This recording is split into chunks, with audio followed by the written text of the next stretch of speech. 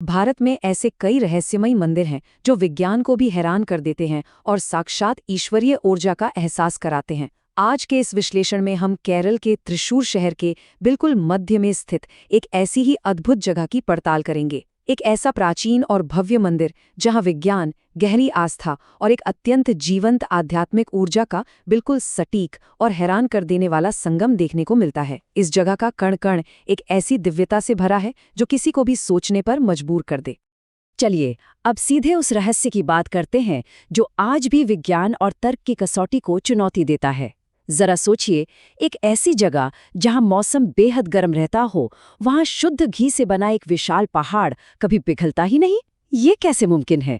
ये एक ऐसा सवाल है जिसका जवाब आज भी बड़े बड़े वैज्ञानिकों को अचरज में डाल देता है।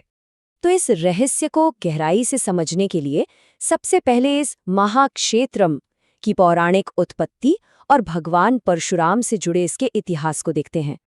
हमारी पौराणिक कथाओं में ऐसा उल्लेख मिलता है कि जब भगवान परशुराम ने 21 बार पृथ्वी को क्षत्रियों से मुक्त किया तो उस कर्म के प्रायश्चित के लिए उन्होंने अपने परशु से समुद्र से कुछ भूमि बाहर निकाली। इस नई भूमि को पवित्र और रहने योग्य बनाने के लिए उन्होंने भगवान शिव की अत्यंत कठोर तपस्या की। उनकी इस अगाध भक्ति से प्रसन्न होकर भगवान शिव, माता पार्वती और श्री गणेश के साथ वहां प्रकट हुए और ठीक उसी स्थान पर भगवान परशुराम ने इस भव्य मंदिर की स्थापना की।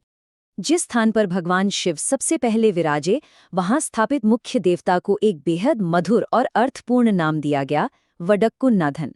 इसका सीधा सा अर्थ है उत्तर दिशा के स्वामी। ये नाम उस दैवीय उपस्थिति की गहराई को बहुत ही सुंदरता से दर्शाता है। अब आगे बढ़ते हैं और बात करते हैं उस न पिघलने वाले घी के अद्भुत रहस्य की, जो इस मंदिर की सबसे अनोखी परंपरा है। और ये परंपरा बहुत ही शानदार तरीके से ये स्पष्ट करती है कि ऐसा क्यों किया जाता है। माना जाता है कि जब भगवान शिव पहली बार यहाँ प्रकट हुए तो उनका रूप अत्यंत उग्र, रौद्र और अग्नि के समान उष्ण था। ये शिवलिंग मूल रूप से अग्नि तत्व का प्रतीक माना गया, सृष्टि का संतुलन बनाए रखने के लिए और उस प्रखर दाहक ऊर्जा को शांत करने के लिए भगवान परशुराम ने उन पर अत्यंत शीतल माने जाने वाले शुद्ध घी का अभिषेक शुरू किया। और इस अभिषेक का पैमाना इतना विशाल है कि सुनकर हैरानी होगी। आज की तारीख में वहां मूल पत्थर का शिवलिंग तो दिखाई ही नहीं देता। सदियों के लगातार नैय अभिषेक यानी घी के अभिषेक के कारण ये घी जमा होकर 10 से 12 फीट ऊंचे एक सफेद ठोस पहाड़ का रूप ले चुका है। इसे आज घृत शिवलिंग या नैय पर्वतम कहा जाता है। यहीं पर आकर प्रकृति के नियम जैसे ठहर से जाते हैं।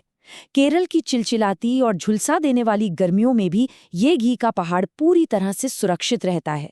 ना तो ये कभी पिघलता है और न ही इसमें से कभी कोई दुर्गंध आती है।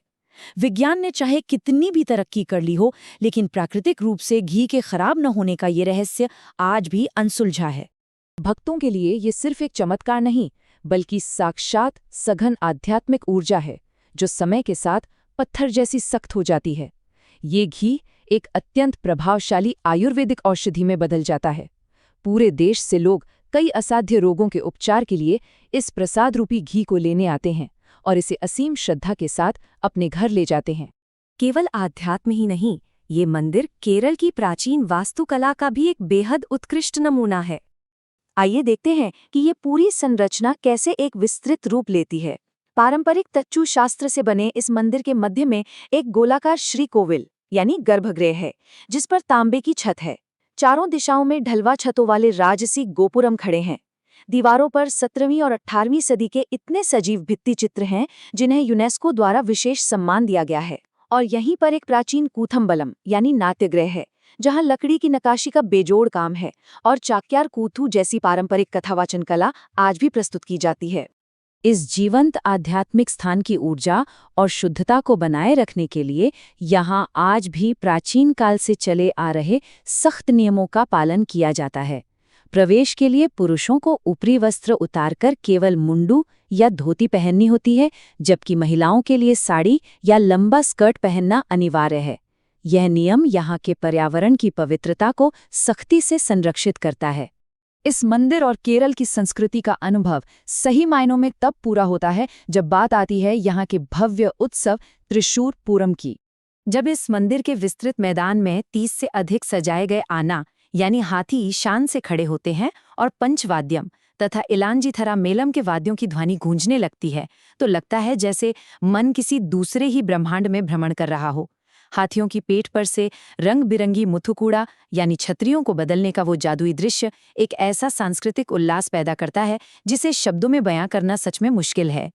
इन सब चीज़ों को देखने और समझने के बाद सबसे महत्वपूर्ण बिंदु ये निकल कर आता है कि ये पूरा स्थान और विशेष रूप से वो घी का पहाड़ प्रकृति के एक बहुत बड़े नियम का साक्षात प्रमाण है। विज्ञान और दर्शन दोनों यही कहते हैं कि ऊर्जा कभी नष्ट नहीं होती, वो केवल अपना रूप बदलती है। पौराणिक काल की वो उग्र, तेज और ज्वलंत ऊर्जा आज उस शीतल, ठोस और सुगंधित घी के पहाड़ में पूरी तरह से समाहित होकर एकदम शांत हो चुकी है। ये भक्ति, संस्कृति और विज्ञान का एक ऐसा सुंदर और अटूट संगम है जो हर किसी को मंत्रमुग्ध कर देता है। इस पूरी चर्चा के बाद अंत में यही विचार मन में आता है कि भारत की ये समृद्ध आध्यात्मिक विरासत हमें कितना कुछ सिखाती है। तो क्या प्रकृति, आस्था और कभी ना खत्म होने वाली ऊर्जा के इस अद्भुत रहस्य को व्यक्तिगत रूप से अनुभव करने का समय नहीं आ गया है? ज्ञान की ऐसी ही एक और दिलचस्प यात्रा के साथ जल्द ही फिर मुलाकात होगी।